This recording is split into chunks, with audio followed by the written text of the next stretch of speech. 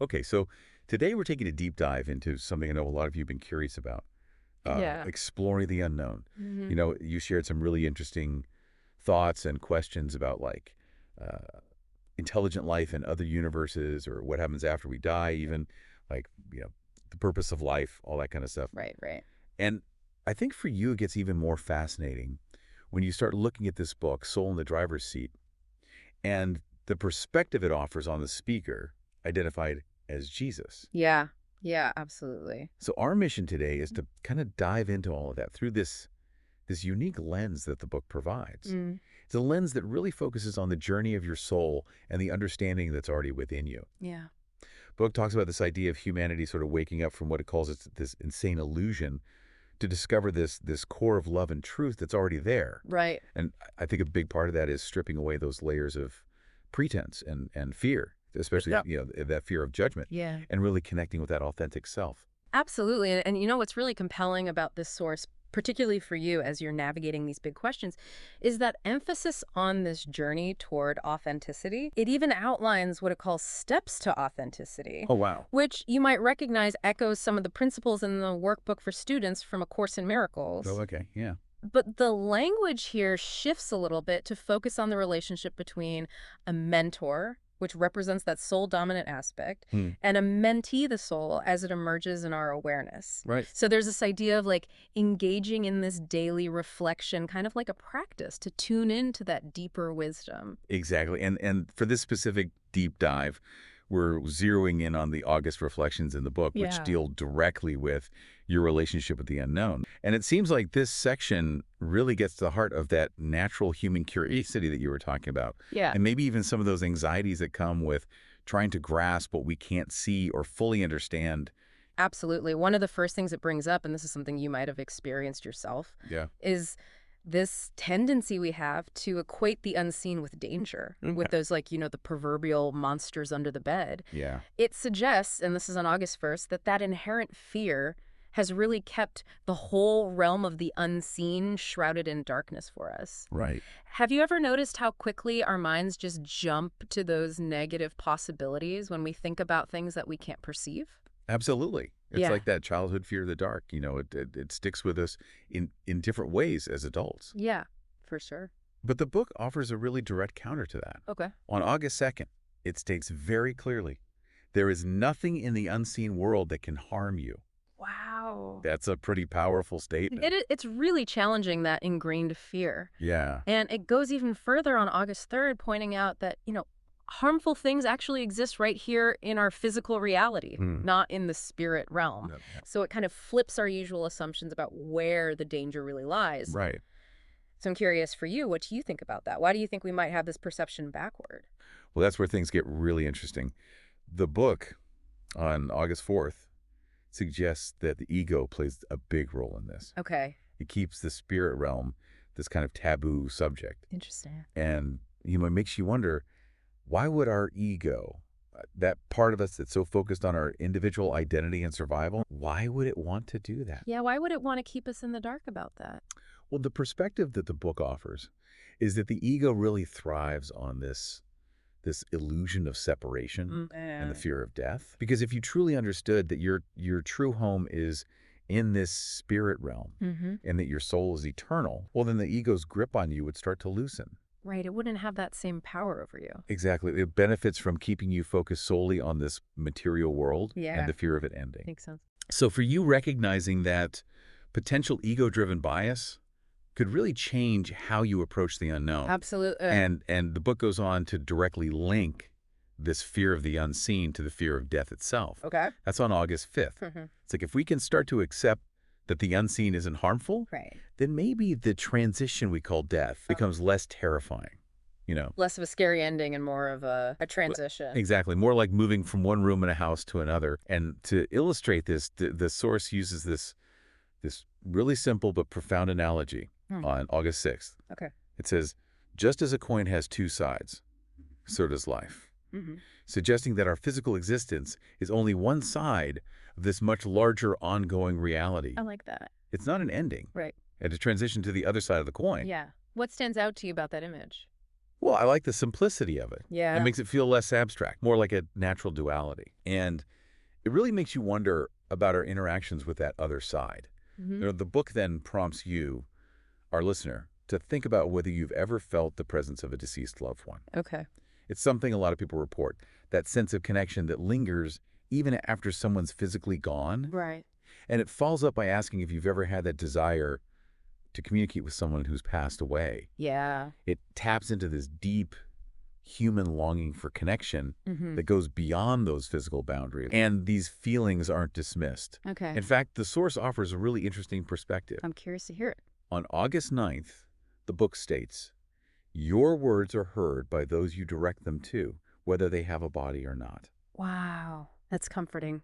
It's a really comforting thought that our love and our messages still reach those who've passed on. And then it introduces this concept of telepathic communication among what it calls untethered souls. Untethered souls. Okay. It's on August 10th. Hmm. And it explains that when you think of someone who's passed away, when you direct your thoughts and feelings towards them, they receive it Wow.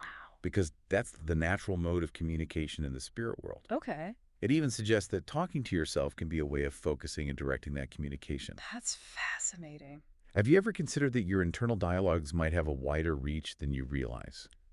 That's a really interesting thought. Yeah, it kind of changes how you think about your own inner world Right. and its connection to others, seen or unseen. Absolutely. Now, moving beyond these personal connections, the deep dive also touches on exploring other worlds in a broader sense. Okay. On August 11th, the book says, "Traveling through space and time to study other worlds of form has been popular for millennia. It isn't anything to fear." Mm-hmm. So it presents this human curiosity about the cosmos as something natural, Right. not inherently dangerous. Yeah, I like that.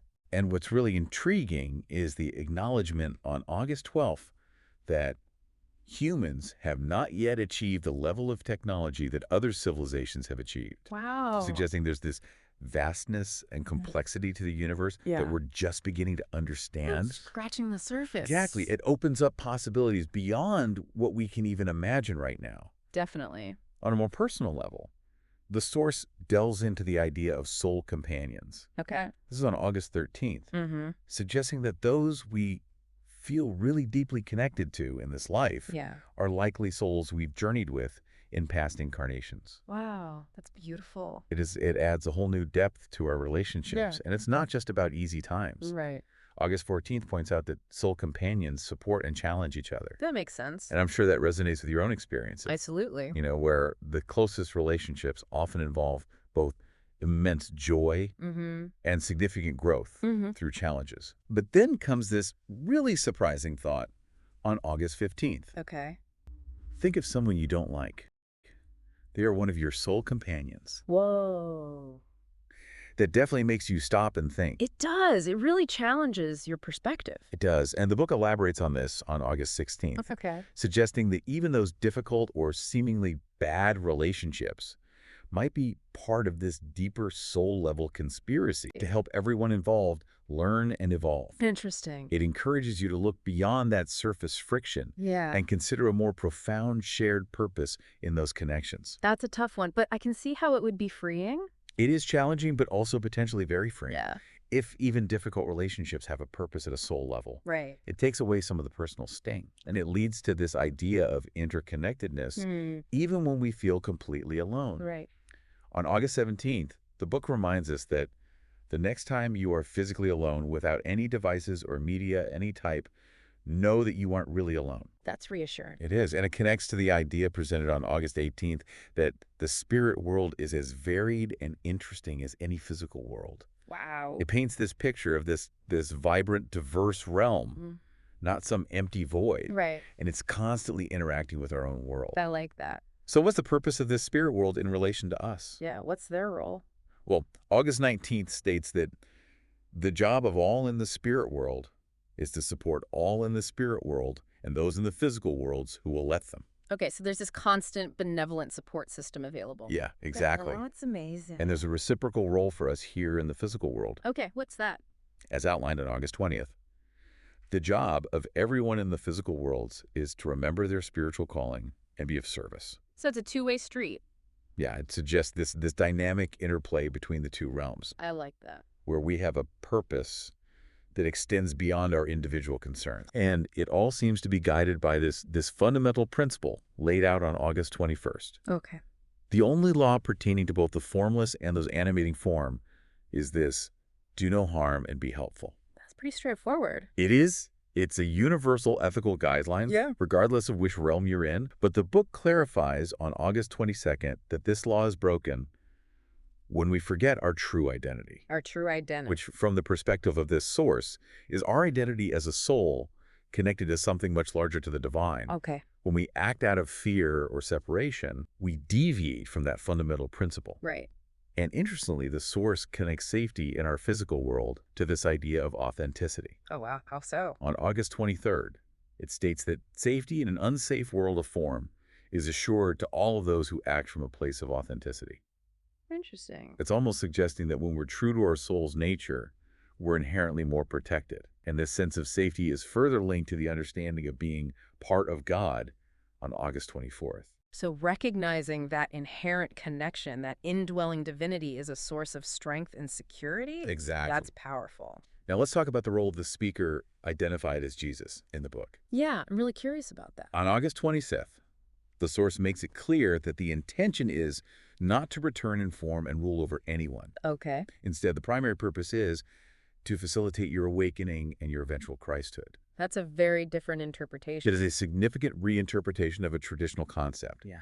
And the source defines Christ on August 26th not as a singular historical figure, but as God in man, God in woman, God in child. Oh, wow.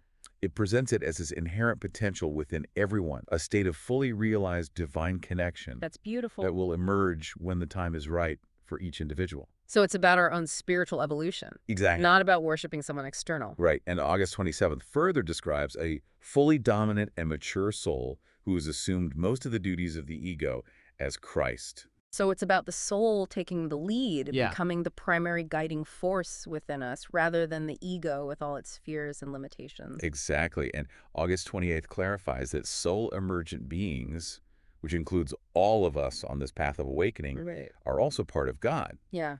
But our connection and consistent expression of that divine essence might not be as fully realized as someone who embodies Christ.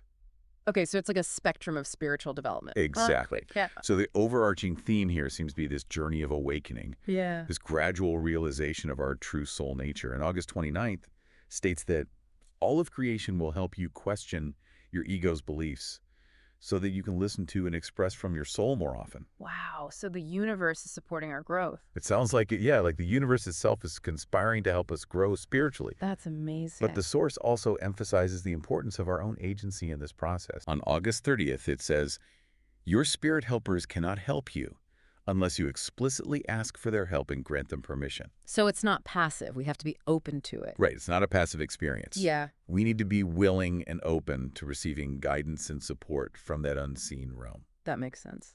And the August reflections conclude on the 31st with this thought that the speaker exists in the spirit world and in the physical world. Okay. Having never really left my true home, Interesting. it reinforces this idea of interconnectedness Yeah. and a constant presence that goes beyond physical limitations. So to kind of wrap up this deep dive, what we've explored from these August reflections in Soul in the Driver's Seat is a really powerful reframing of your relationship with the unknown. Yeah. It's not something to fear. Right. It's presented as your true home and a source of constant support. Absolutely. We've touched on the reality of communication beyond the physical, the profound connections with our soul companions, and that ultimate journey towards embodying your authentic divine self. Right. The key takeaway here for you is that encouragement to release fear Yeah. and embrace a more soulful understanding of life and the realms beyond our immediate perception. It really shifts the focus from anxiety about the unknown to this open-hearted curiosity about our deeper connections. Exactly. It's an invitation to reconsider those ingrained fears Yeah. and explore a more loving and supportive reality. And this brings up a final thought for you to consider. Okay. How might your experience of everyday life change if you truly embrace the idea that you are surrounded by supportive, unseen companions on this journey of awakening? Yeah. What new possibilities and perspectives might open up if you approached each day with this fundamental belief in interconnectedness and divine support? That's something to really think about. It is. Thanks for diving into this with us today. Thanks for having me. And we'll see you next time for another deep dive. Putting forward to it.